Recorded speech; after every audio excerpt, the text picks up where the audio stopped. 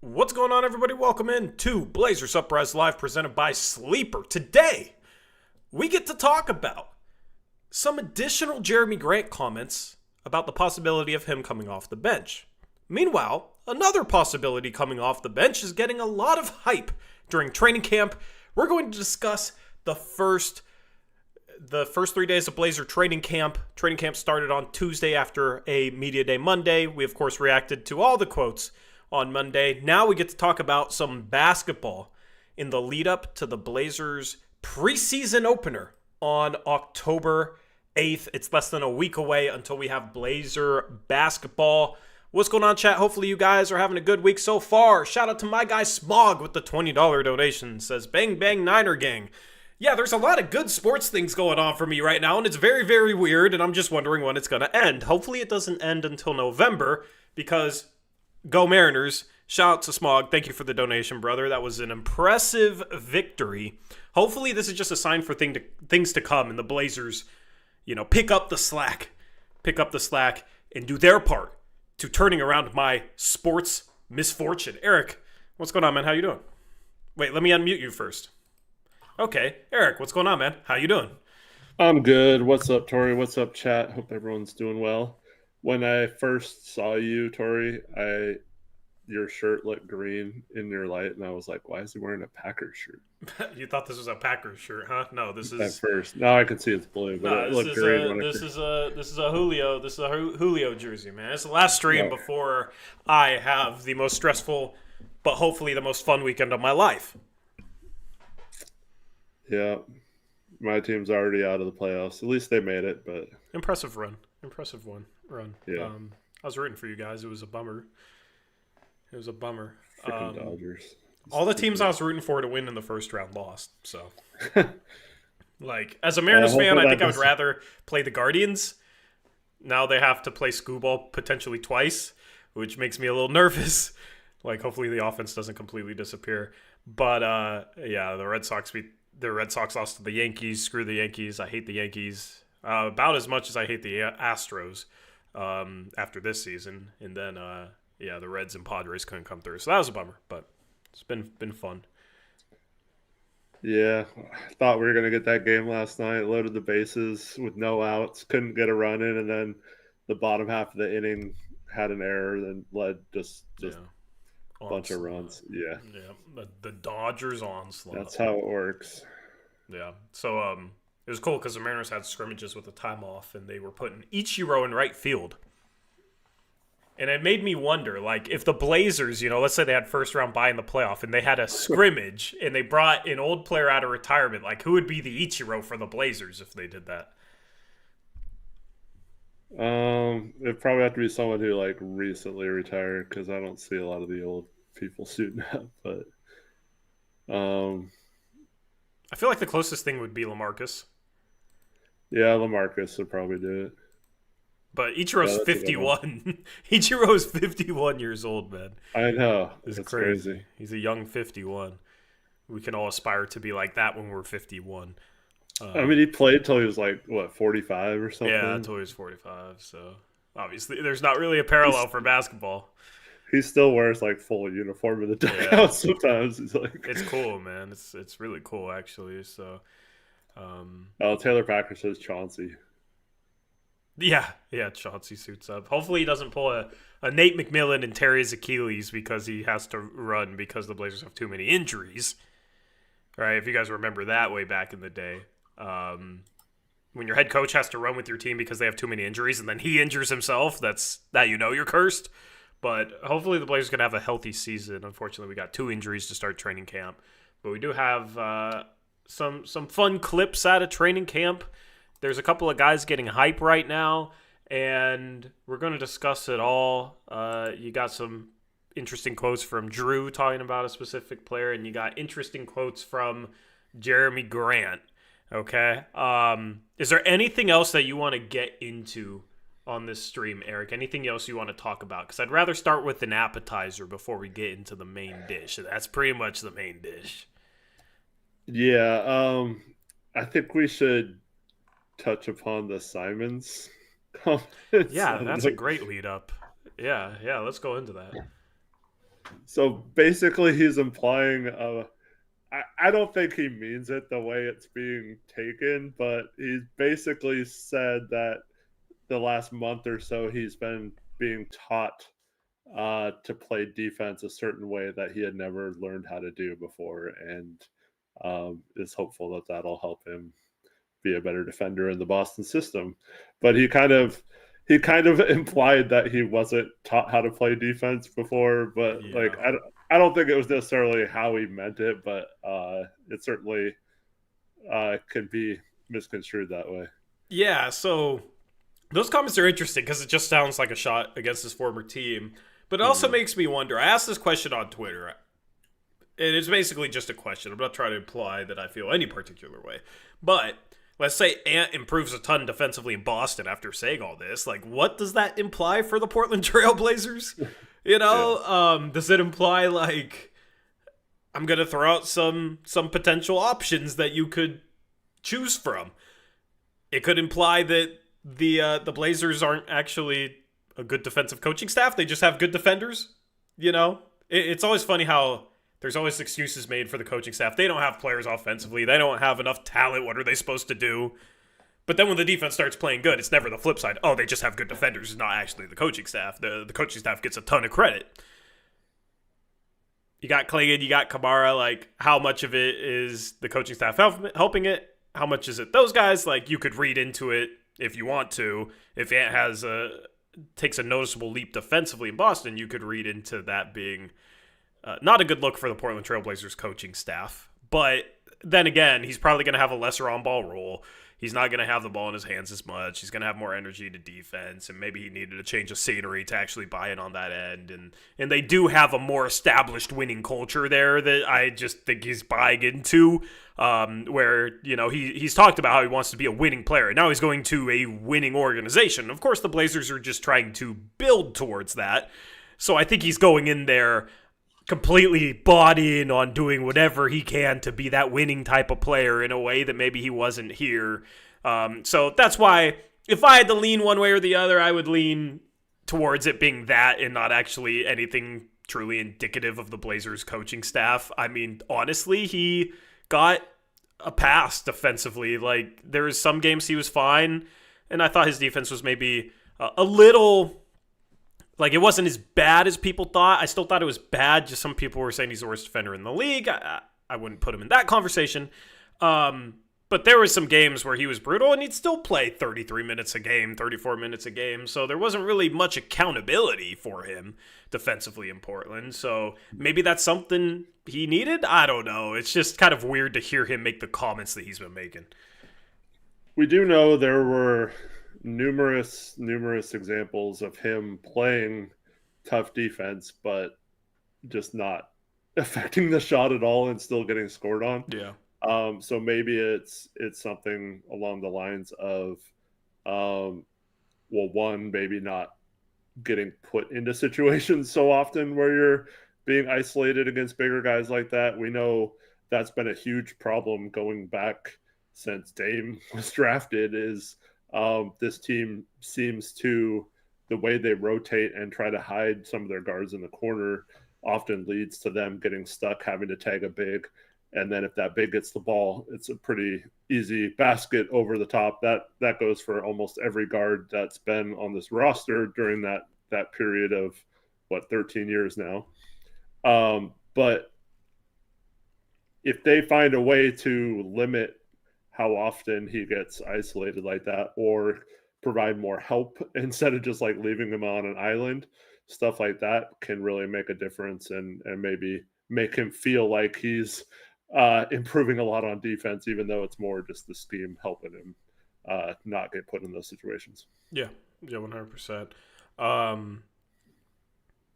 I'll be watching him closely this year. I think there's a couple different narratives to watch with him in Boston. I think one of them is how good of an off-ball player he can be, because he was thrust into a role the past couple of years where he had the ball in his hands a lot. And I almost wonder with some players, if you have too much of a dominant on-ball role, if it's hard to get going off the ball just because you get used to having the ball in your hands all the time, where in Boston, I think he'll be utilized more off the ball, and it'll be interesting to see if he can find a comfort zone as more of an off-ball player playing off guys like Jaylen Brown, Derek White, Peyton Pritchard when he shares the floor with them. He's still going to get a decent amount of on-ball opportunities, but I think it'll be more balanced, and I think Joe Mazzulla runs more of a team-oriented offense. So even without Jaylen Brown, I think he'll be a little bit more off the ball, and I think that's a narrative to watch. And then, of course, what we just discussed, the defensive side of the ball and how he looks in a new situation and an environment that doesn't really put up with poor defenders, that they're willing to let it slide for maybe a guy like a Sam Hauser, shooter tight, but that's about it. That's a lineup that's had plenty of terrific defenders in it for a long time. Two guys are now in Portland with Drew Holiday and Robert Williams. So it'll be interesting to watch the off ball and how he looks as well as the defense. Yeah, absolutely. Peyton Pritchard's not good on D. Yeah, that's true. That's another guy. It's but they definitely have a defensive culture and have had tons of guys that are in all defense conversation. Like they are. I think there's some similarities to the Blazers where they're trying to go this year defensively and the Celtics from the past couple of seasons. I don't know what they ranked. Let me look it up. I'll look it up right now. But that's been a terrific defense. So can he actually contribute on that end at all? Can he not hurt them on that end at all? I think that would be a win for him there in Boston. I'll definitely be watching to see what that looks like. Yeah, absolutely. And, we drafted Simons, and he grew up, as an NBA player here, and was here quite a while. And so, yeah, it'll be fun to watch his career. It's weird as heck seeing him in a Celtics jersey. I'll tell you that. It's almost weirder than seeing Dame in a Bucks jersey. For me, at least. Yeah, I don't know. I thought the Dame thing was super weird. I think it's. You know what? I think it might be a little bit more weird because we haven't really thought about it anywhere near as much as we thought about the Dame thing. That's true. That kind of lived in our heads where it's just, we traded him. Now we got Drew. Okay, cool. So now it's just a little jarring because we haven't really thought about it in the same way. Maybe that's so many people jumped and or became automatic Buck fans, So. Yeah. All the Dame Bucks edits that we got right away. David says it's still weird seeing Dame in a Blazers jersey. That too. Yeah. It's. I don't know. It's weird because it's like normal, but it's not. Like if that makes sense. Because seeing him in a Blazer jersey, we've seen so much of him in a Blazer jersey. It's like normal, but also it's just first time in 2 years, so it's new again. It's strange in that regard. I will say, Eric. You know how I hated the uniform changes that they made, taking away the detailing? Yeah. I might hate them even more now. Oh, you hate them more? Oh, I thought you were going to go opposite. I don't like it. I miss the neck and the trim. I thought it made it look better. It was when they released it and you had pictures of I think Shea and Tamati. It was like, let's just wait until we see him on the players and this and that. I don't like them on the people who wear a shirt underneath. Yeah, especially it just makes it look like it's a sleeve jersey or something. It just looks so plain. The only thing is the freaking slash. There's literally nothing else. It's plain. Other than that, so it's just way too minimalistic. I don't really understand the need for that. I think the black jerseys will look better. I think the white jerseys are just weird. They look weird to me. So. Yeah, we'll see when they're on the court. But... Yeah. I'm also interested to see if the floor looks differently. The court itself looks differently this year. If they made changes to that. Basically, last year they just inverted the colorway from the year before. They inverted the red and the black with the lines going across the paint. So I'm wondering if they're going to keep those. I think it's a cool touch. It's unique. So I like the floor they've had. I liked having the red paint much better than the black paint because if you remember, the black paint at the end of the year just looked completely dirty. And it was strange. Like there was no shine. And it was like, wow, are the Blazers really taking care of their court? It just looks scuffed. So hopefully, if they go back to black paint, then they take care of it. And we do have the new scoreboards. We do have the new video boards on either end. So the renovations inside Moda Center. I think, I don't remember if the Mariners play on first preseason day, but I want to go to a preseason game just to see the video board changes, and tickets are super cheap. So yeah, I don't know if it's still the same, but so I had the opportunity to play a couple times at the Moda Center in high school, and it was so weird being on the floor. There was like, I mean, they weren't big enough to like affect anything, but like there was like little holes like this all over the court with like bolts and stuff. Like it's just so weird, like seeing that on the court. You don't like they're not big enough to like fall into or have it affect the ball or anything, but like, yeah, it was weird just seeing them all over the court. Well, they put you don't even see them on TV. Yeah. They put like the finish over the top of it, like that thin layer of, it's almost like putty, like clear putty, and that's what like gives it its shine. If you guys have ever been on an NBA court, like the grip is different. It's weird, like in a cool way. Yeah, like it's super grippy. There's a layer of thin film like that they put on the court over the top of it. So yeah, but they started to get a lot of crap about 2 seasons ago with the scuff marks. Yeah, I mean you're a $4 billion organization, as we've recently found out via the sale to Tom Dundon. Like, take care of your freaking court that everybody sees every home game. That's a bare minimum. That drove me crazy. I just did not understand that. Like, I feel like Tom Dundon's the owner that, if he saw that, wouldn't stand for that. You know what I mean? Like, it was just there's just little stuff with the past ownership group that felt like they just didn't really care about little things or like holding things to a high standard, all the way down to something as basic as the floor, the court, so I don't know, maybe it had to be that way for whatever reason. I don't know why, but we'll see what the court looks like here in a week's time. And I know we've mentioned it before, but now that they're bringing back the PDX jerseys, can we please have a matching court or just some sort of special section of the court to match the jerseys a little better? I mean, just do the carpet as the paint. It's such a easy, cool thing to do. Seems like a home run, but it's not going to happen. Yeah, like do black around and then do the green, literally the PDX carpet in the paint. Super simple. And then just do like a black pinwheel logo at half court.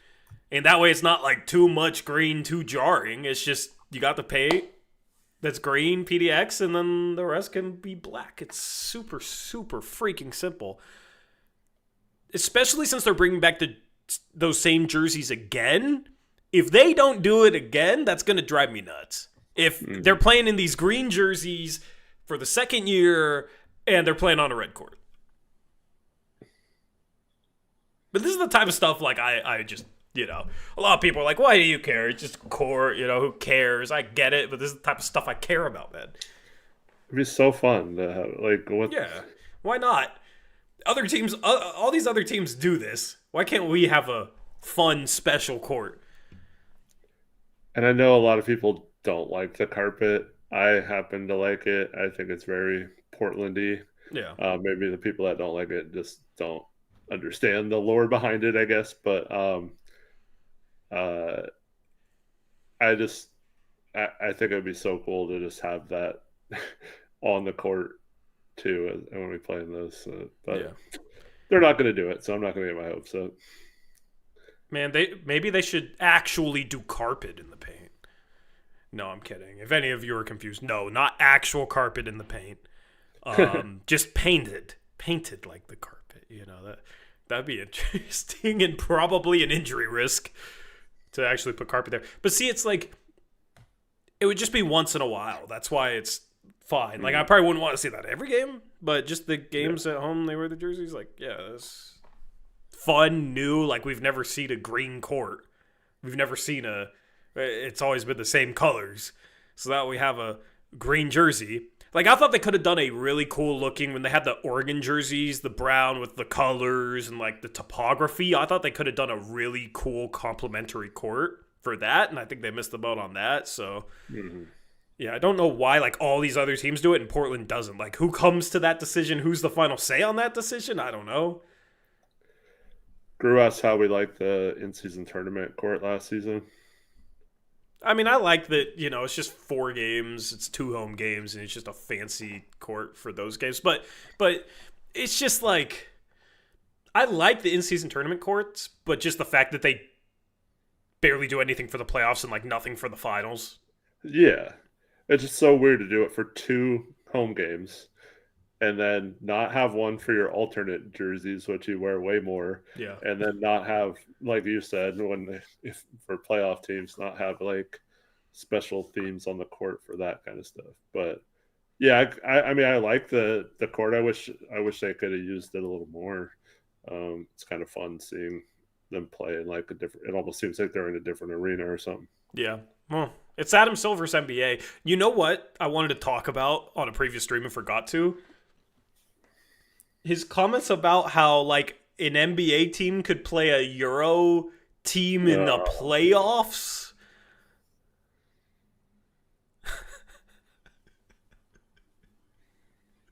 Yeah. I mean, I think it's cool that they're doing NBA Europe and they have most of the big teams there. Looks like they're going to sign on to be part of the league and leave their current leagues. But, yeah.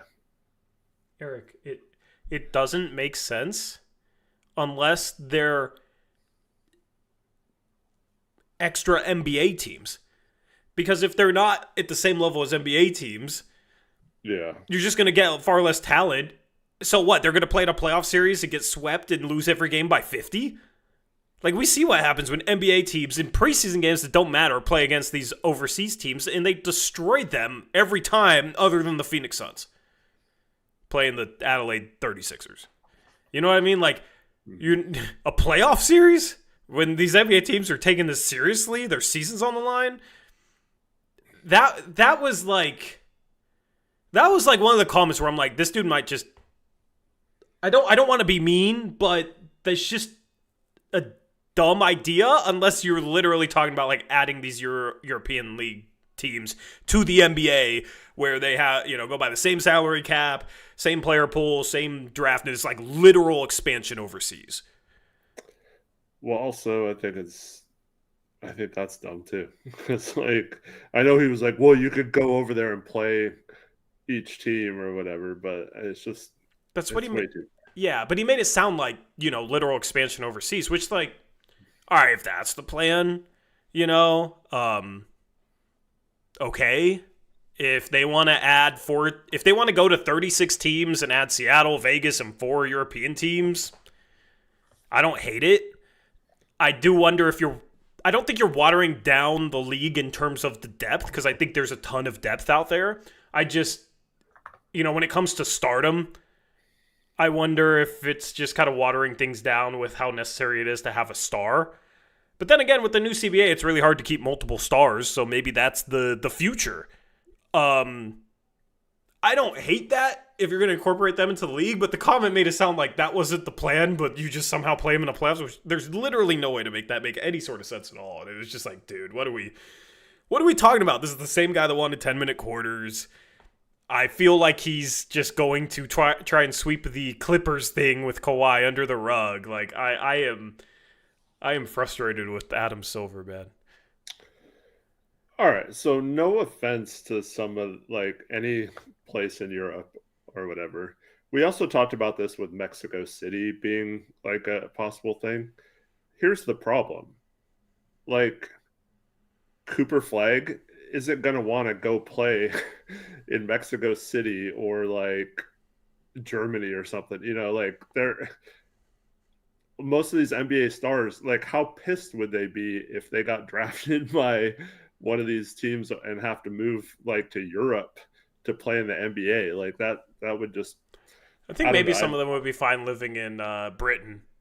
Yeah, well, like because they speak the language. Yeah, I forgot what the percentage was, but there's a huge percentage, obviously, of international players in the NBA. So it's not like you can't field rosters or whatever. I find it weird to have them be like they're just going to be part of the draft and can draft like a college player to have to go play in Spain or whatever. Like it seems kind of weird.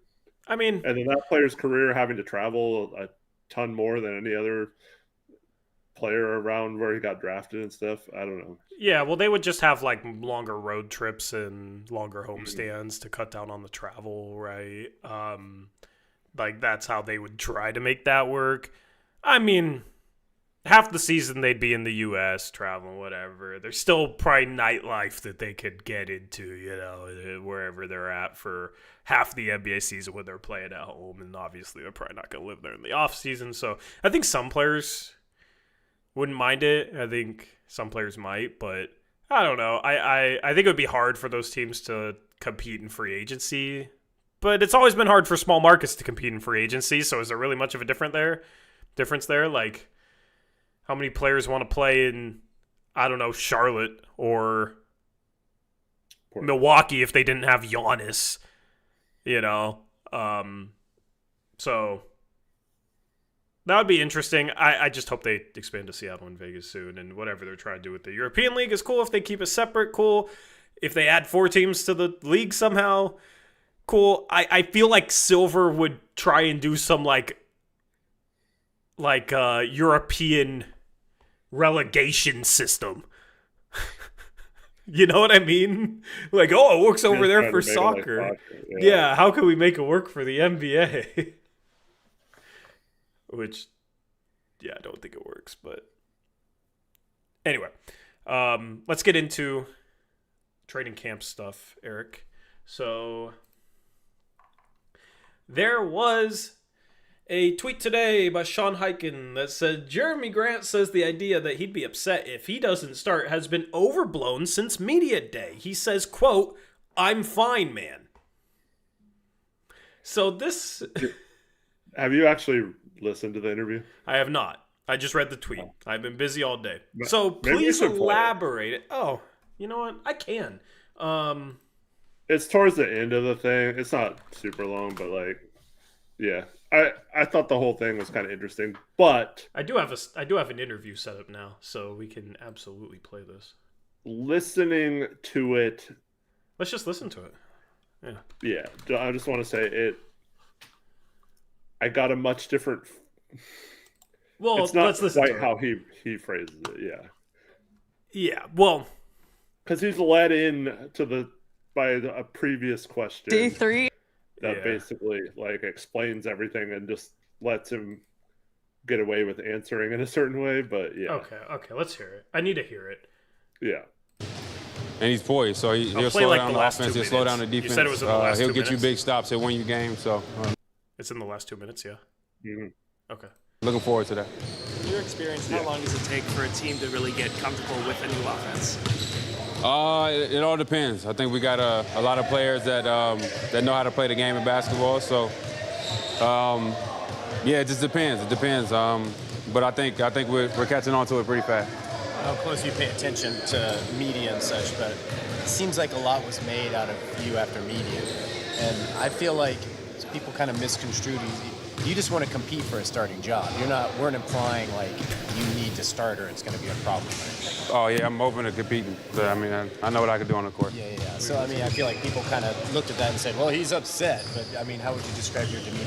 Bro, okay, can I just pause this for a second? I hate when like media feeds a guy a specific answer.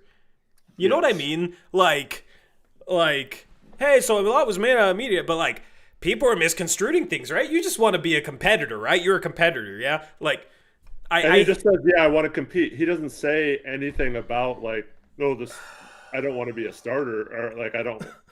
want to come off the bench or whatever. He just says, "Yeah, I'm going to compete."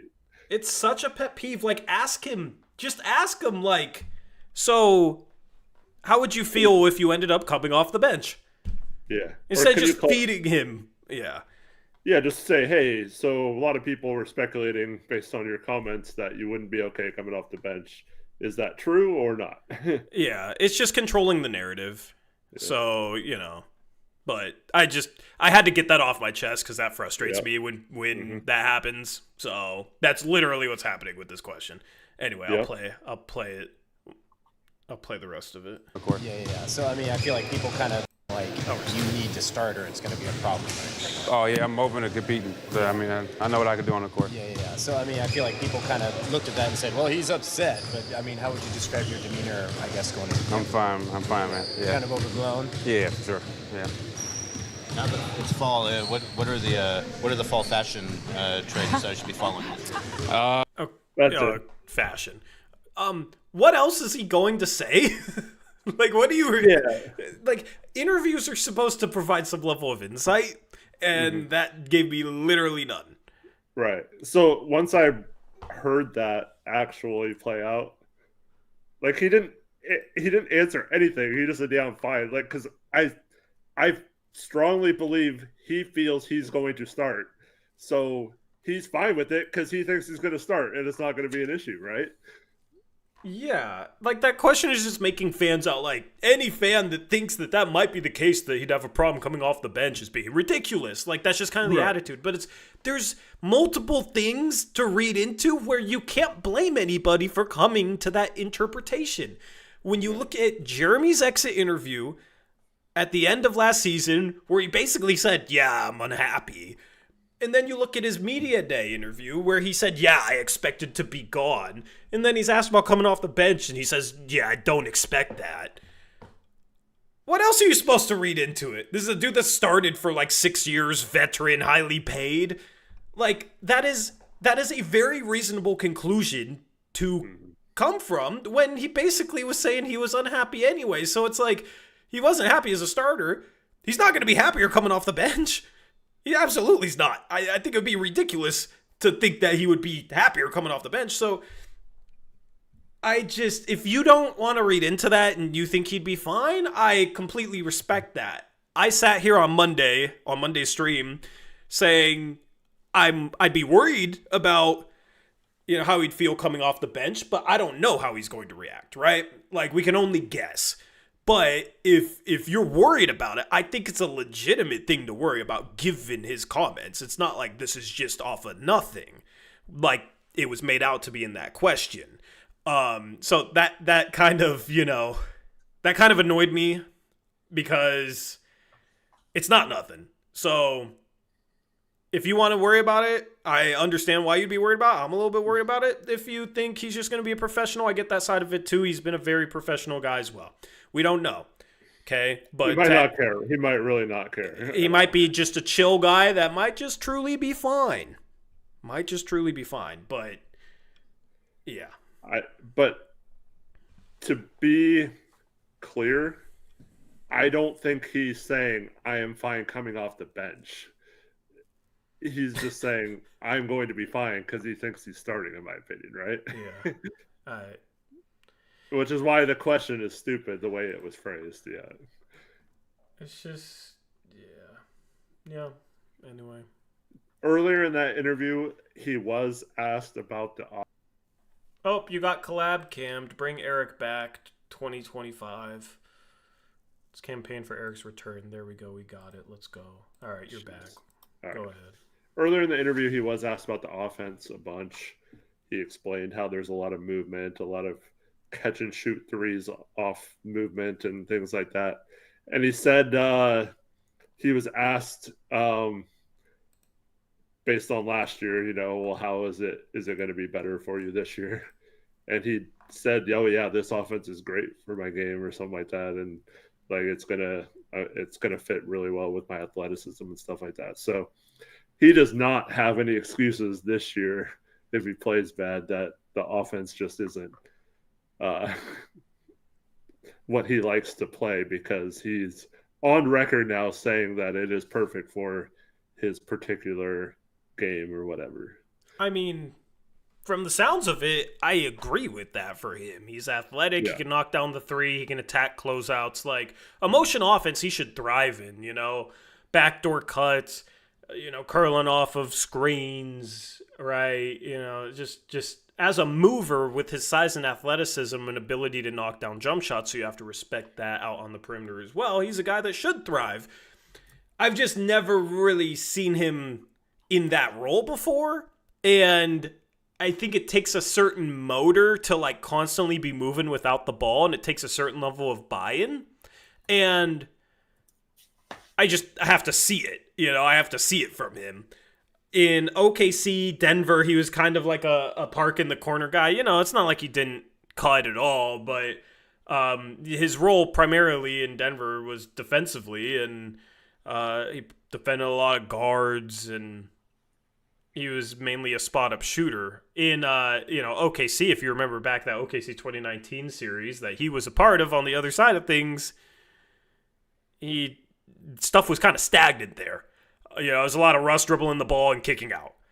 So I feel like I've never seen him play in the role that they're going to ask him to play, and I'm just hopeful like he has the mentality for it and the motor for it, to just be one of those guys that's just constantly cutting, looking for opportunities to get open off the ball. And then here's the thing with Jerami, man. In a motion offense, once he has the ball, he cannot be the ball stopper that he's been for the past 4 years of his career. That's not how a motion offense functions. Motion offense, the player with the ball needs to make quick decisions and make quick reads. And Jerami's play style, since he left Denver for Detroit, has been that of a guy that once the ball gets to him, the ball sticks, and he works really hard to try and get a shot off, and if he can't, then he'll move the ball, right? Which, in certain offenses for certain players, is a completely fine style of play. But for a role player in an offense that's trying to be more of a motion offense, if he gets the ball, he needs to be reading the weak side of the floor, whatever cuts, screens, whatever action they're running on the weak side of the floor. He needs to get it, read it over there, and then if the defender's playing him a certain way where he can rip through and get downhill, like, sure, do that. But if not, like, swing the ball, screen away, slip that screen. That's a completely different style of play than he's played the past 4 years. So I'm especially worried with a bench lineup, too, if he does come off the bench. How much is he going to buy into that role with players that are lesser offensive talents than him, and how much of it is just going to be like, oh, I'm going to take things over? We'll have to wait and see. I think that's an interesting storyline. Absolutely. As just the whole offense and pretty much everyone, how everyone's going to react to that too. Yep. But it sounds like they're actually trying to implement a new system. So yeah, unlike years past where it's just like, oh, we want to play faster, and it's like, oh, well, I don't see that translate. It does seem like they're actually putting in some new stuff this year. So hopeful on that front. Yeah, this is why, like, after they extended Chauncey, I was a little annoyed that they extended him, but he had those comments in his exit interview, and I was like, I kind of had the feeling, okay, he's going to take this seriously, that he needs to improve the offense, and every step so far has been he's taking it very seriously, where he's trying to become a better offensive coach, and it's I wish it would have happened sooner. I wish he wouldn't have settled for the crappy offenses they've ran in the past. And it still comes down to, can he actually coach a team that executes this type of offense? It's one thing to try and implement it. It's another thing to execute it. And just like, how different is it? We don't know yet. We just have the words that we've heard. So there's still a lot to figure out here as far as, okay, can Chauncey and this new coaching staff, can they make a well-oiled machine out of an offense that has struggled for a few years now? But I do like that he's trying. I respect that he's trying. And if he does succeed, all of a sudden, like, I don't mind him as a coach because he has a respect to the players. The players do play decently hard. They had an almost elite defense at the end of last season, even though it wasn't really anything too imaginative schematically on the defensive side of the ball. They just ran drop scheme most of the time, and they still had bad moments where they're switching into mismatches. They just got a lot of talented defenders. But the main issue has always been the offense. And if he can figure things out there, then I'm not looking at the extension as really a bad thing. I don't think anybody was wrong for doubting whether he could improve things offensively after seeing him for 4 years fail to do so. That's that hard to prove a little bit. It's a pretty big sample size, so I fully understand that. And I was pretty much there. I don't know, I just, in his exit interview, if you guys remember, I had some hope. It just seemed like he was going to take this very seriously, which a lot of coaches get stuck in their ways and never change. So I think I got to give him credit right now for at least trying to. Yeah, like I said, I'm hopeful because it actually does seem like there's changes, but at the same time, I keep going back to that same interview that you're saying and me just thinking, yeah, I've heard him say that he's going to do this kind of stuff before, and he never found a way to do it. So hopefully this time he has actually figured out a way.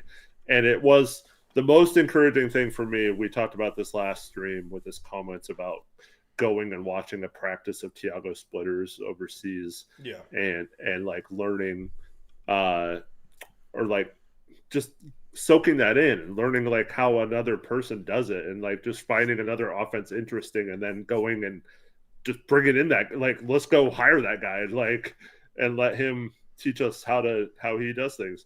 So stuff like that is very encouraging to someone who's trying to improve and shouldn't be stuck in their ways if they're willing to go and do that kind of thing and bring in a guy like Splitter and give him some control of the offense. Yeah. I will say, there's a comment in chat. Marv says, don't think Billups knows how to make adjustments on the fly. Yeah, I think, the offense and then the situational coaching and adjustments are the real issues, because I don't think he's a good situational coach, which kind of goes into like adjusting on the fly based on the way a game is going. And in a regular season, that's not as much of an issue, but in a playoff series, that can be a major issue. The playoffs are a game of adjustments. It's chess. The regular season is checkers and the postseason is chess. I don't trust Chauncey Billups' ability to play chess.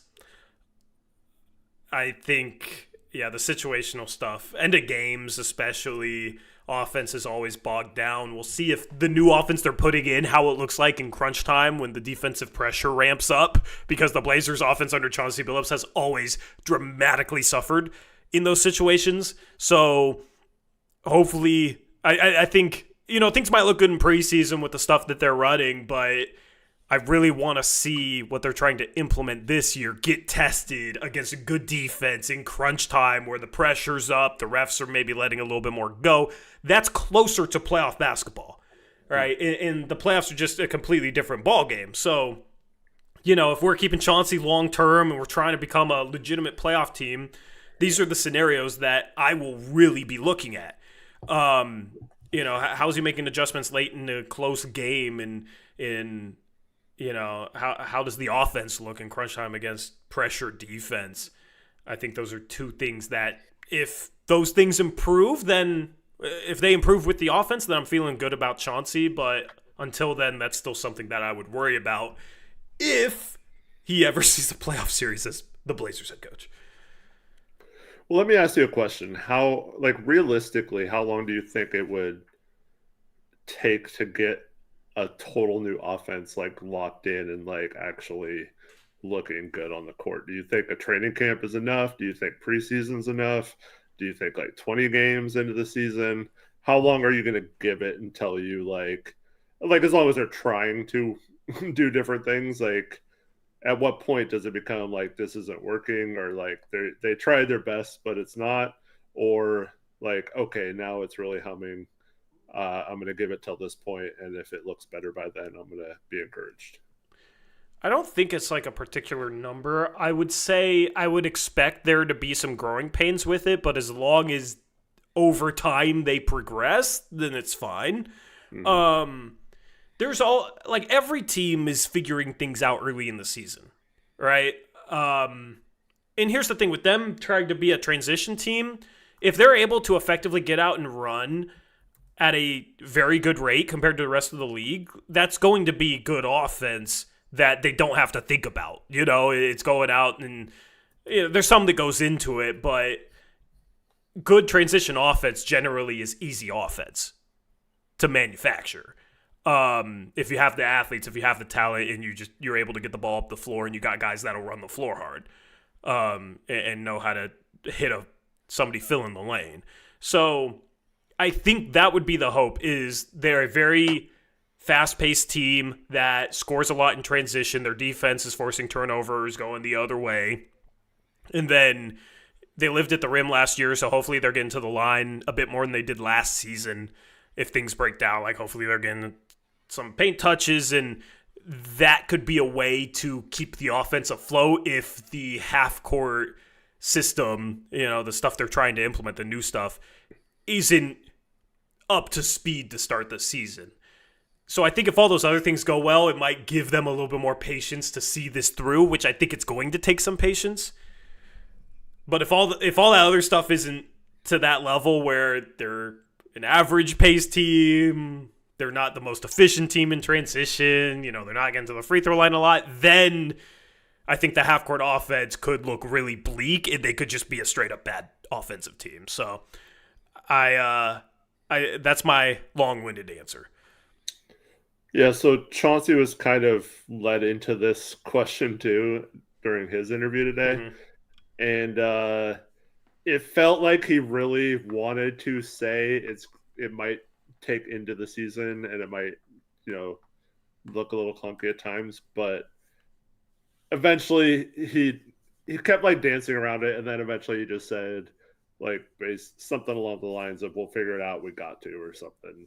And he didn't really answer how long it would take or anything. This goes straight back to, are you going to settle for something that's mediocre, or are you going to go through the pain to build something better? Right? I talk about this all the time with the organization trying to build a competitive roster, but I think it applies to the offense here. You have to see through the growing pains with this. You have to have some sort of patience. There might be post-game shows the Blazers lose by 15 where the offense doesn't look good and the defense is good, but they scored 95 points, but they're trying to run good stuff. And I'll come up here on the post-game show and I'll be like, yeah, that was an ugly offensive game, but they're trying to run good stuff. The defense is still good. Some shots didn't fall. I feel like nobody's ever heard me come on a post-game show in 6 years of doing this and have that sort of reaction to a game. Most of the time because they're running crap, and I'm sitting there, if they have a 95-point offensive night, I'm sitting there all right, well, look at how many times they isolated with a non-all-star trying to create against a set defense where everybody's standing still. And what are we looking at? It's very critical. And then that's where people think, oh, I'm always critical. But you would be surprised if they're trying to run good stuff and they're going through the growing pains and they have some bad offensive nights and they lose by 15, they score 95 points, but it's because they're trying to run good stuff. It's just, guys still trying to get on the same page and the execution isn't all the way there. I'll be the first guy to sit there and be like, it's fine. Keep doing what you're doing. Keep working through these growing pains. In the long run, it will be for the better. We talked about that for almost a decade with Stotts, right? We wanted him to, we both thought it was stupid to have one predictable base defense and never waver on it. And then you get in a series with Golden State and that defense gets absolutely destroyed and is the worst possible defense you could play against them. And you have to play this rotating, switching defense that they haven't run all year, right? So the more just different things, different wrinkles, different opportunities to learn and do the new things in the game or in a game situation, I think is really good. And I think even if there is some growing pains, it'll pay dividends if they stick with it for a whole season. Bro, I'm so ready to go. So ready to go. Dude. I think, it's going to be a fascinating season just with all the expectations and whatnot, but just the offense is the cherry on top of the sundae for me because I've begged for the longest time for the Blazers to be more creative offensively, and it sounds like they're going to try, And that's going to be super exciting to break down. It's going to be super exciting to watch. It's going to be new. It's going to be fresh, right? You got Drew Holiday coming in. You got Dame back. Like, this is a good time. This is a good time to be a Blazer fan, believe it or not. And I haven't said that in a long time, but everything's on the upswing. There's just so many different things to look for this season, so many different narratives, which I think just makes it fun to follow the team. So I'm locked in. I'm ready to go. I can't wait for this first preseason game to watch them isolate every position. Dude, Chauncey got me pumped up because, I hadn't really thought of this yet, but he was like, man, there's just like an energy in the building, and he's like, you guys can all feel it, right? And like, it's true. Like, he said like everyone came prepared. There was like no one that was like behind on their conditioning. That's one thing we haven't mentioned. Klingon, Jerami and Chauncey both mentioned how he's lost a lot of weight and looks really like ready to take a huge jump. And then, but like, you can say that about like everyone. It just seems like, Denny, of course, played Eurobasket, so he's ready to go. Jerami, we talked about this last offseason, came into camp without touching a basketball much, if at all, last summer. And it really showed. But this season, he seems like he's back locked in. So hopefully that translates to him going back to at least shooting the 3-ball as well as he did 2 years ago. And then you got Drew, obviously has been a leader so far in camp. You hear stories about him pulling guys aside and teaching them or telling them like, that's not how we're going to play and stuff like that. And that's really awesome.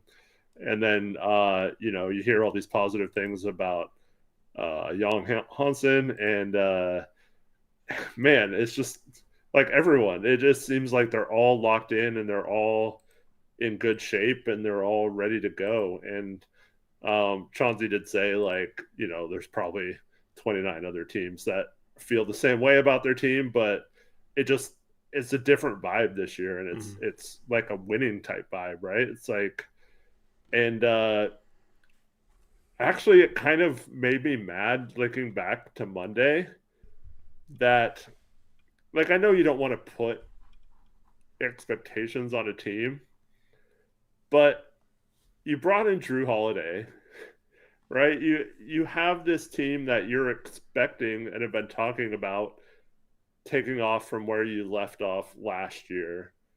You're expecting to be in the mix or playoffs. Like, I don't like the whole, I don't know, it's always the goal to make the playoffs, but,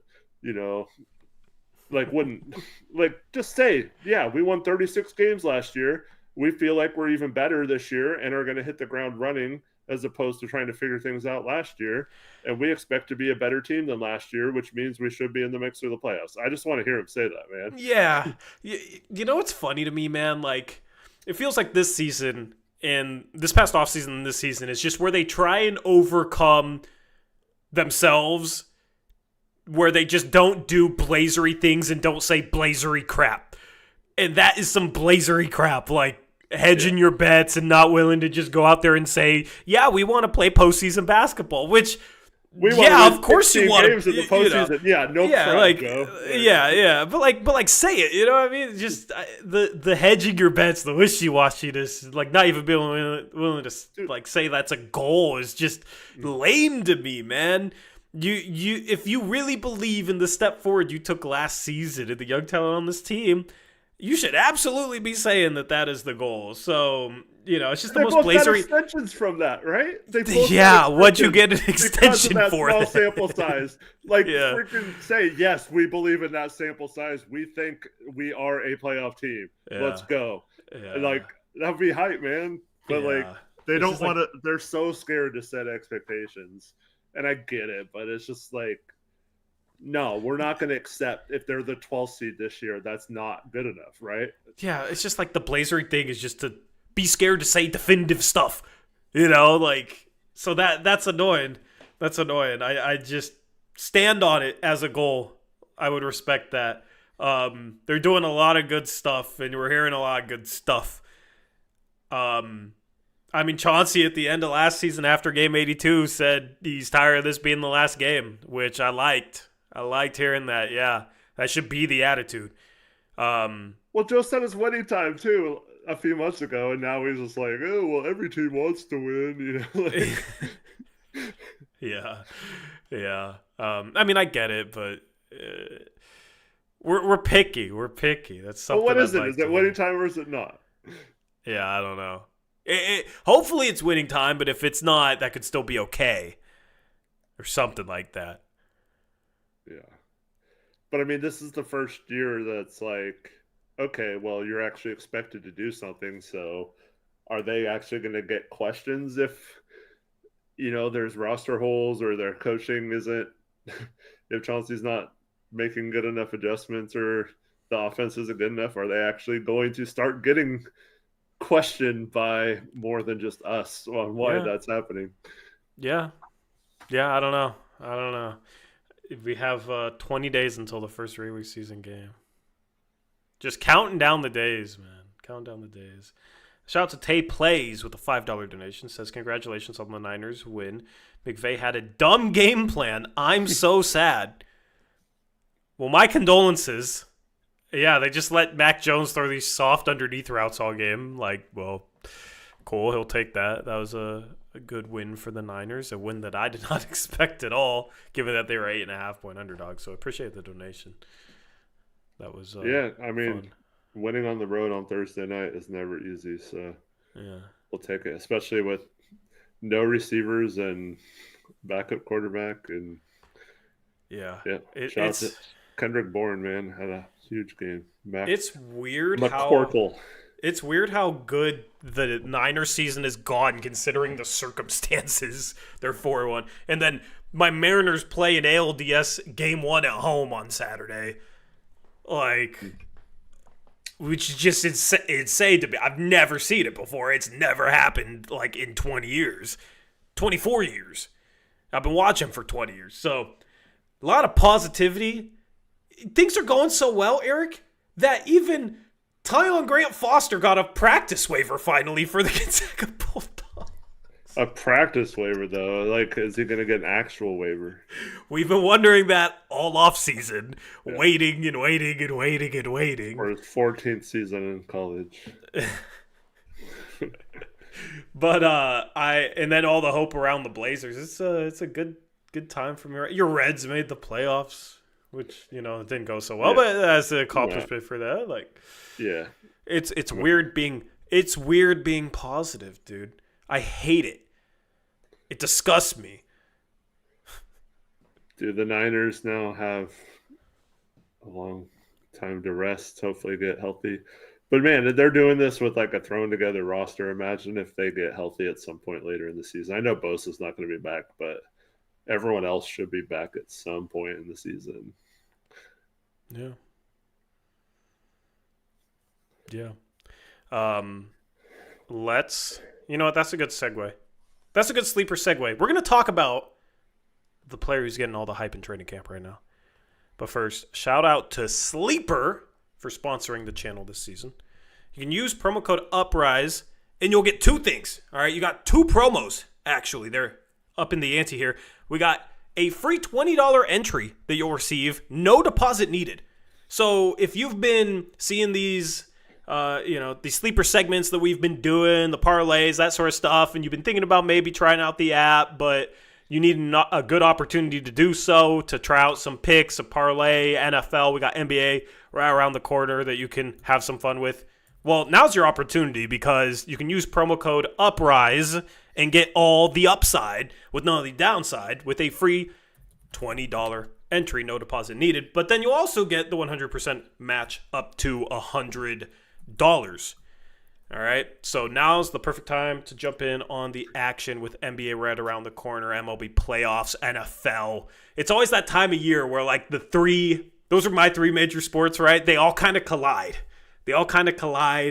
In early October, mid-October, NBA season starting, NFL season in full swing, and then MLB playoffs. maybe I'll have all three of my teams finally playing meaningful games at the same time, in late October. That would be a first. So you can get in all the action with sports. It's a prime sports season. So use promo code Uprise. Great way to support the channel as well. We appreciate it. Shout out to Sleeper for sponsoring the channel.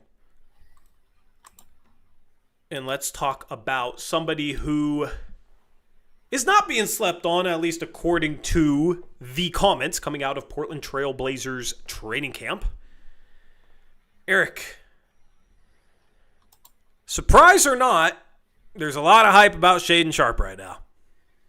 It's not really a surprise. No.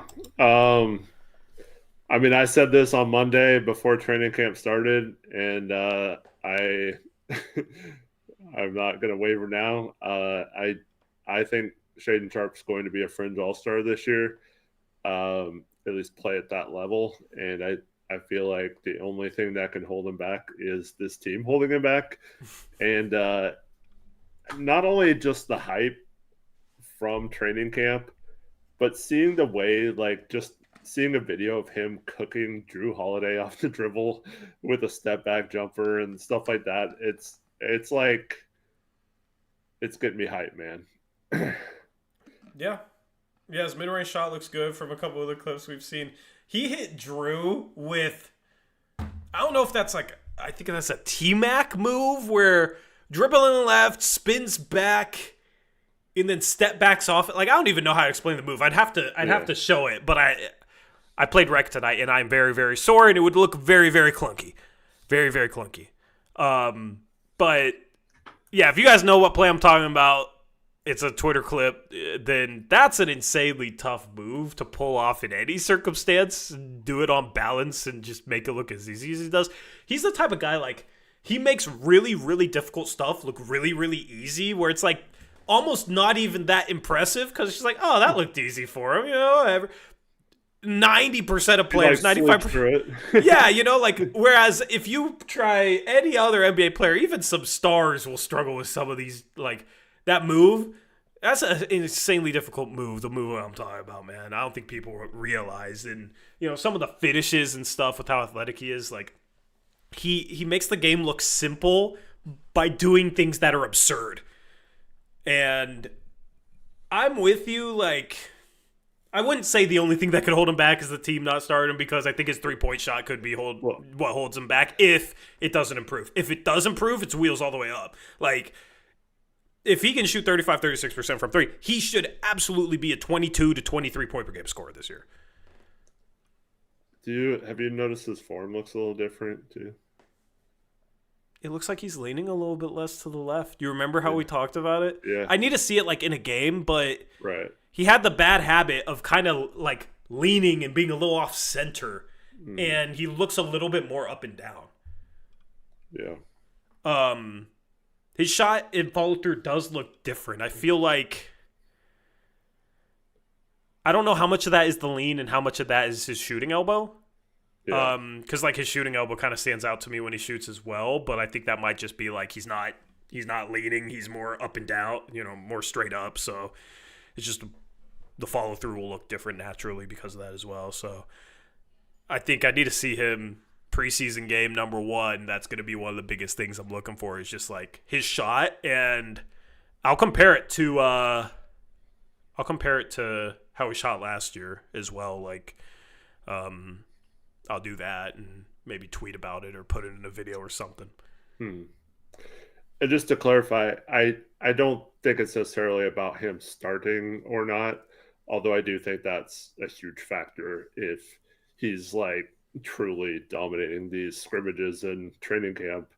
I think if you're saying, oh, these guys are going to tell me who's starting, I'm not going to decide that, like Chauncey said, and then you don't start him, I think you can mentally mess with someone if they're seeing a veteran just get it based on being a veteran and having a bigger contract.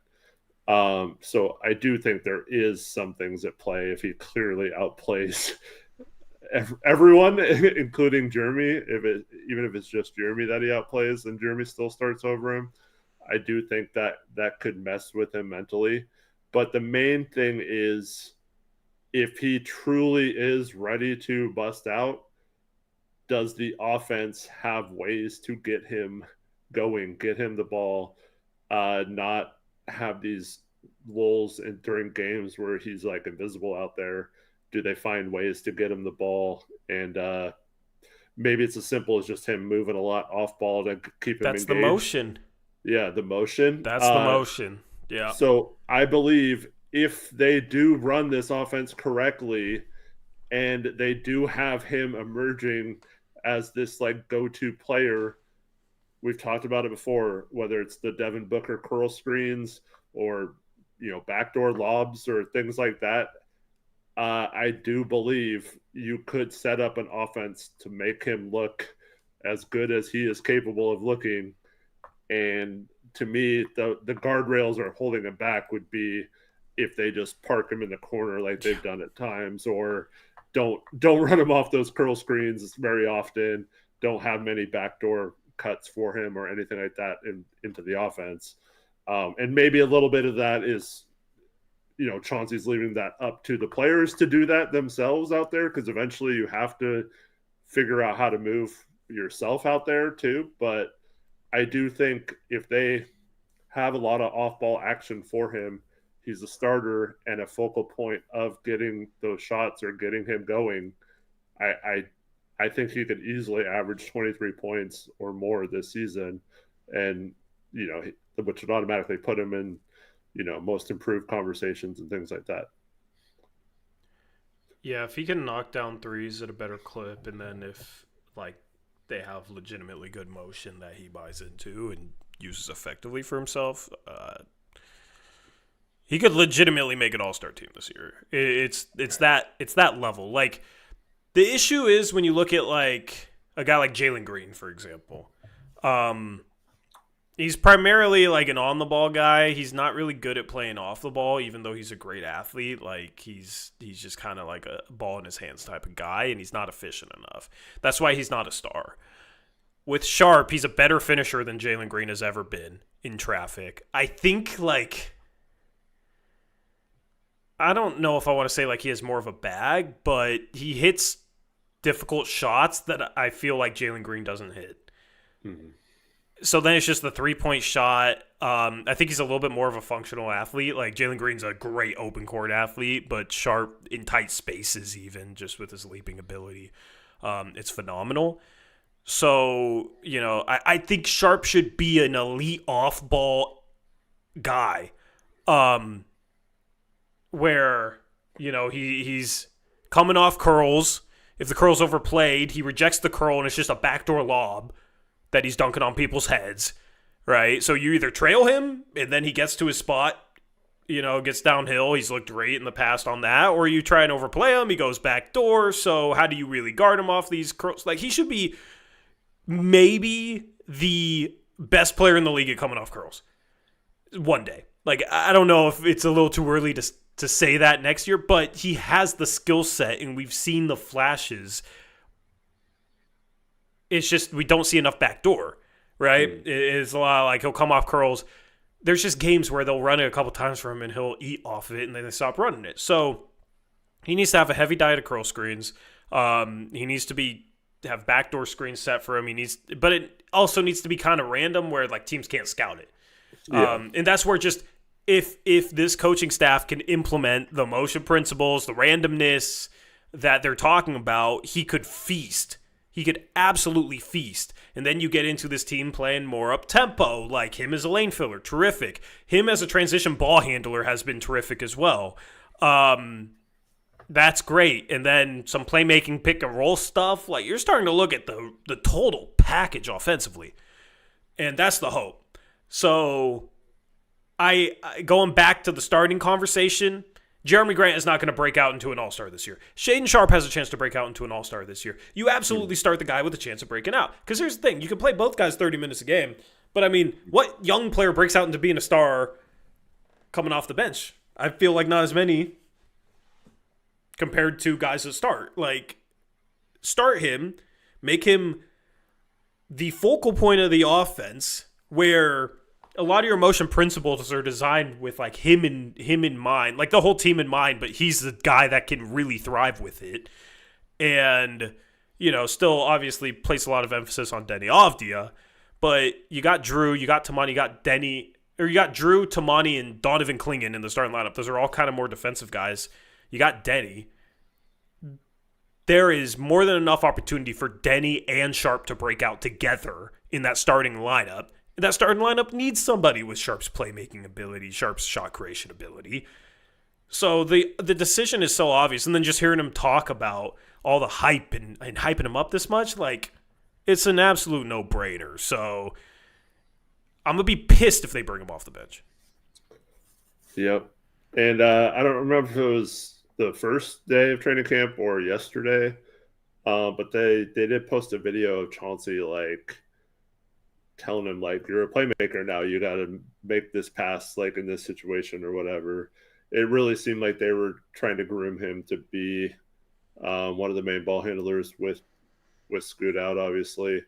And just watching him come off those screens, especially, Young and Clingan have been setting some really good screens. That's another reason I'm happy Ayton's off the team is we're back to having some centers who set really good picks, and just seeing him create off those pick and roll situations. So we're not even factoring in the off ball on those clips, right? Or that's just straight pick and roll or off ball, making a move on someone and breaking down a defense, creating. So if you have that in your arsenal, you add the off ball motion stuff of the offense, which should naturally get him better shots as well. And then you factor in if he, expands any bit of his playmaking or becomes, an average to above average passer or something out of those situations too. I think all those things aren't like they're all seem like things he can improve on and be better at.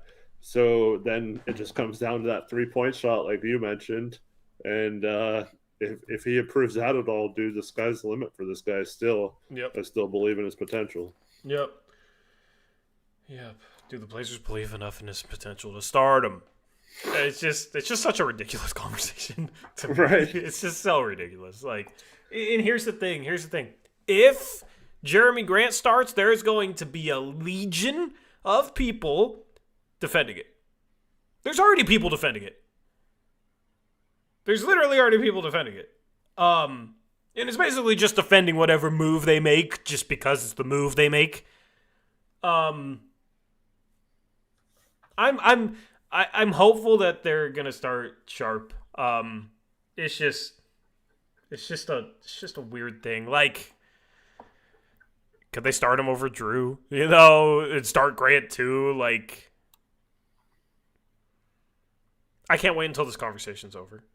I can't like if they just start Sharpe opening night, he has a great game, and we could just, all right, Jeremy's coming off the bench, and hopefully Jerami looks good in the system. Like, all right, cool. But I don't know. That's why you guys got to show up to the post-game show on opening night and see what we get.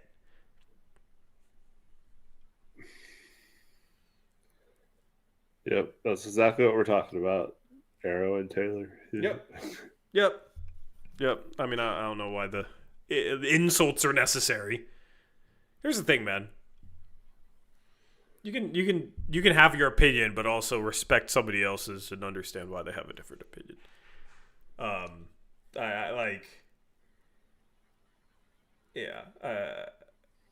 don't see how you can think that anybody is dumb for wanting to start Sharpe over Grant.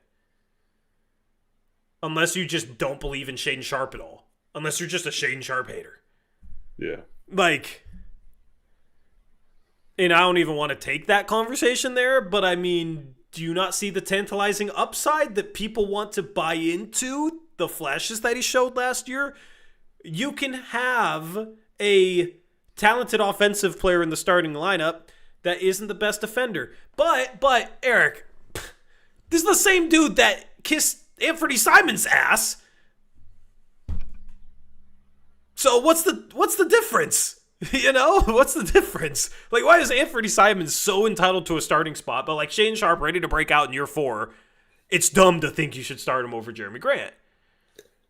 Because Grant's the bet. It does seem like Grant's also playing well in training camp and has come ready to contribute this year, unlike last year. But yeah, I just don't care. He's not gonna he's not the future of this team.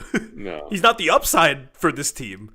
Shaedon Sharpe is. Well, and then we also have these conversations, with media day and other things where it's still about developing the young core. It's not necessarily like, oh, we're bringing in these veterans to win now. Like we mentioned earlier, they're not actually saying that out loud. They still think these are like complementary to developing the young core. Cronin mentioned the young core several times in his interviews. So like, I don't understand why we'd not take those guardrails off our young core. Yeah. Greg Mockenchest is opening that. I think Drew Sharpe to body Grant and Klingon starting. What happened to Denny Avdia? There's no way they don't start Denny Avdia. Right? I mean, you would think no. I mean, Denny and Timani, it seems like have the starting positions locked up. Yeah. What if, Eric? What if we've never talked about this? Well, we talked about this lineup, but we've never talked about this possibility. Do you know where I'm going to go with this? Drew coming off the bench? No. Denny at center. Denny at center in the starting lineup, so they could start Sharpe and Grant with Robert Williams hurt. Oh, you didn't hear Hansen talk today, did you? No, I need to listen to it back. He's hyping up he's telling Chauncey, I guess, that he should play the 2 center lineup. So they're actually talking about doing the opposite of what you're talking about. No, I think that's just a joke. I'm not gonna buy into that.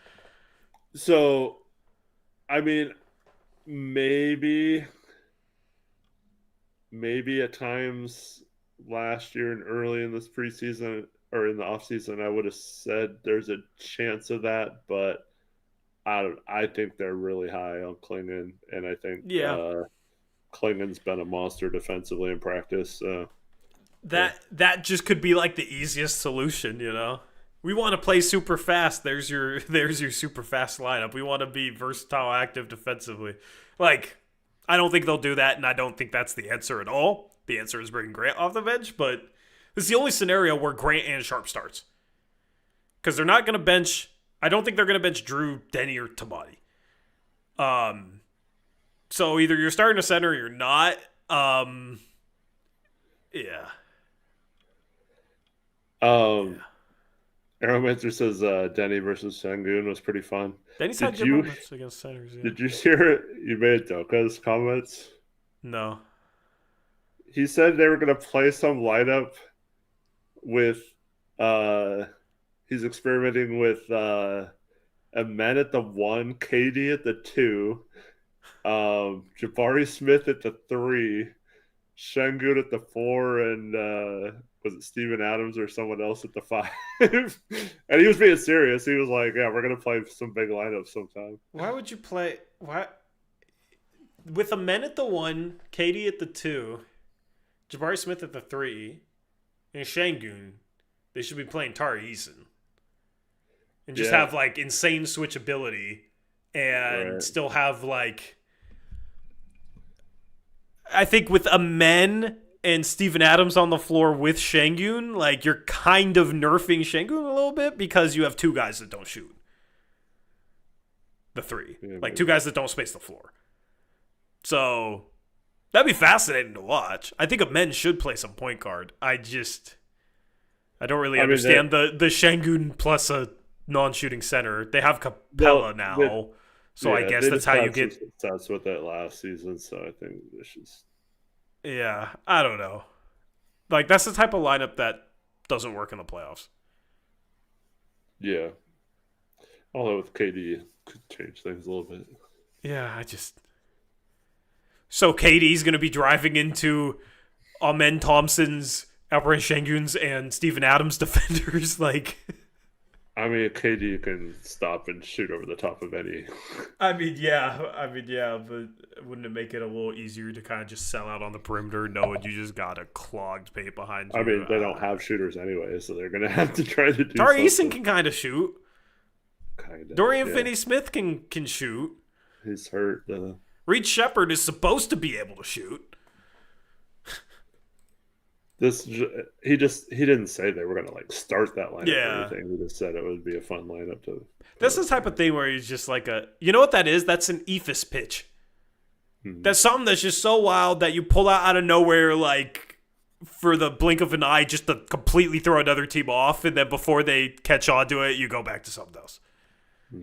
That's what that lineup is. But so what would our version of that lineup be? Denny at the 1, Grant. No, that would be Denny, Grant, Tamati, Klingon, and Hansen. Yeah. I mean, Hansen did call it the Twin Tower lineup, so That'd be kind of a fun lineup. That would be a better shooting lineup than Houston's. So, and the perimeter defense is probably just as good with our 2 bigs as their 2 bigs. Neither one of their bigs are really perimeter defenders, so. Yeah, there you go. I think the Blazers should not be afraid to experiment with a small ball lineup, but I just don't buy into Klingon and Young being able to play together. I think Denny at the 5, though, in some lineups could be really interesting. yeah. The only way it works is if Klingon lost enough weight to where he's quick enough to guard the perimeter a little bit and not have to play drop at all. But And one of them could shoot threes consistently. I have no idea how a lineup with 2 bigs that can only play drop would work. Like, I don't see any way that works. Yeah, maybe that's the key. He's just in such good shape now. You know, he's going to be trapping and hedging, and Young's just going to be protecting the rim. We haven't really talked about it much, but they are talking about how they made some changes on defense too. So I'm excited to see what that means. If anything, it might just be talk. Like, is it new wrinkles, or is it like fundamental changes to what they run, which is drop scheme? And I don't really know what there is to change there. Like, you have drop scheme and you have, that's just pick and roll coverage. So like outside of a pick and roll, you have your weak side low man help defender, and then you have your high man who takes first pass. And so if the first pass is to the corner, they X out, right? I don't really know what else there is. I think maybe, I forget what they call this, but like there's switching defenses where you like switch a pick and roll, but you switch somebody from the wing into the action. I don't even know how to like explain it. Do you know what I'm talking about, Eric? Like, yeah, which is interesting. Doesn't Miami do that? I forget. But it's like a way to have a switching defense without getting as bad of mismatches. Yeah, I think Golden State tries to do that too. Yeah. I'd love for them to try new things defensively for us to talk about. That'd be great. They should try and get a little bit more creative. They should try and have curveballs that they can throw other teams. This is the key. I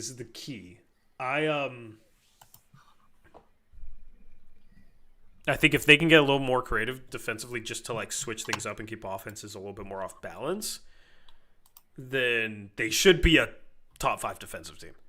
They should be.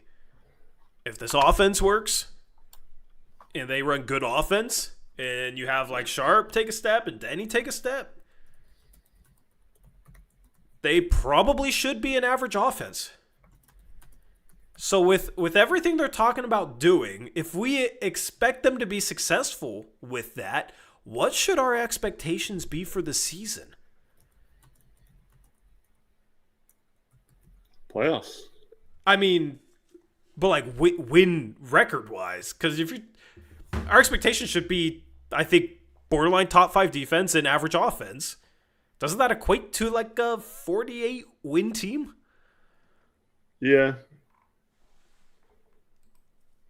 I mean, if you say 46, that's a 10-game improvement. I think that's fair. I mean, but your defense is improving 8 spots and your offense is improving 8 spots. So, like, what's the correlation with wins? Yeah. Let me see. What was the average? Was there an average offense and top 5 defense last year? The Clippers were 16th on offense and 2nd on defense in adjusted rating. Houston was 13th on offense and 4th on defense. I mean, there's your comparison. You know? Could that be the Blazers' ceiling? Could they really be this year's Houston Rockets? It's funny because we talked about the comparisons between the two, but the Rockets last year were 4th best defense and 13th best offense and kind of came out of nowhere. You know, ended last season strong. Has some parallels.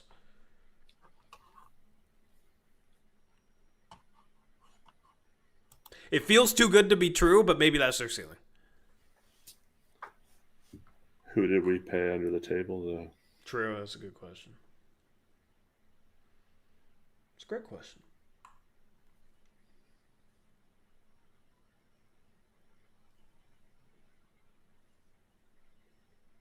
Yeah.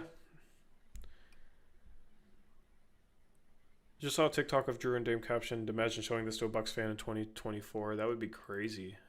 That'd be crazy. We paid Jody Allen under the table. Yeah, there you go. There you go. Eric disappeared and he's not coming back. Hello? Okay, well, I guess that's Eric's gone now. Rip. Rest in peace to Eric Brandt. Normally he's like always back, but I don't know what happened. Let me check Discord.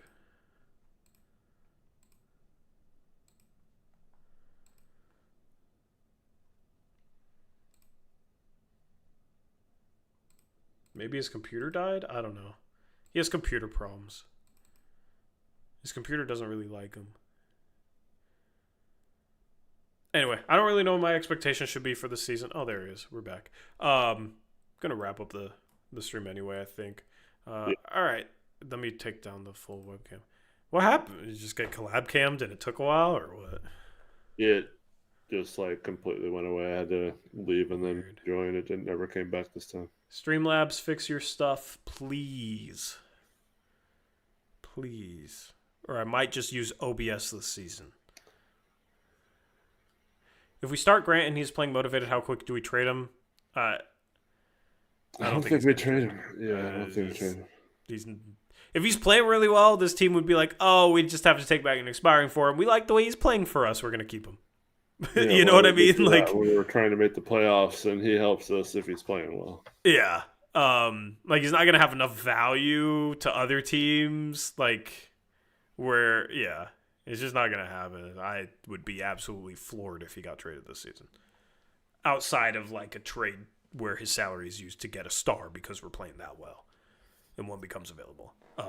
Like that, when that's the most likely trade, that's how you know it's not realistic he gets traded.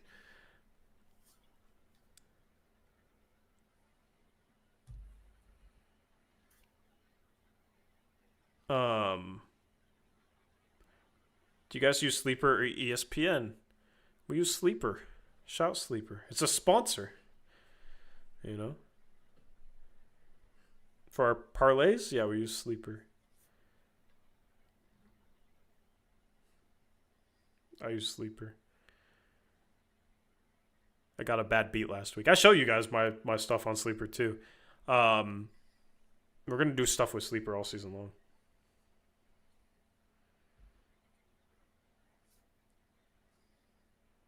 But yeah, use promo code Uprise on Sleeper if you want to get in on the action, get in on their picks, which is a lot of fun. Free $20 entry, no deposit required, which is just a great deal. All right, that's the code. That's the code. Free money, free bets. Yep. How could you not love it? Anyway, anything else, Eric? appreciate everyone for watching. Hope you guys all have a good weekend. And if you're in town, FanFest is Saturday. And then next week we'll be gearing up for actual preseason games. I know there was one today, Philly in New York, was it? Yeah. Yeah. So exciting to actually see a basketball game, and it'll be fun. Yep. But appreciate you all. Hope to see you all next week.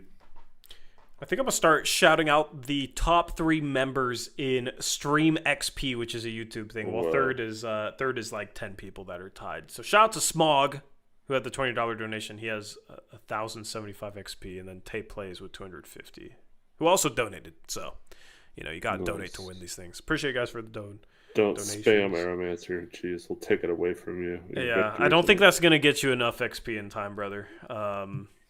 So I don't think those dots are doing you any favors. But yeah, we got one more stream left until post game shows. That stream will be Monday. That'll be our preseason predictions, like our before the season predictions that we do every year.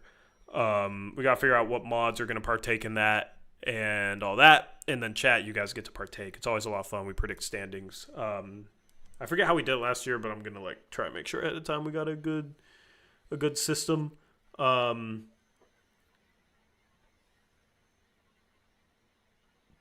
yeah, I'll probably try and start that a little bit earlier because the streams go a little bit long. So maybe around 8:39 will be the goal on Monday. Hopefully I'm in a good mood on that stream. Hopefully this weekend goes well. But that's a final stream before post-game shows, and the rest of the season, it's post-game shows. And I think between the end of the preseason and start of regular season, we'll have a Monday night stream again right before things start off. But other than that, it's just post-game shows the rest of the year on top of our midday streams for Picks Against the Spread. So, yeah, looking forward to that. And just stay tuned for a couple announcements on stuff we're doing this season. I'll be probably announcing that actually in the middle of preseason, so about 2 weeks from now. I'm going to get into things. I'm working on some stuff behind the scenes here, which is always fun. Anyway, thank you guys for tuning in.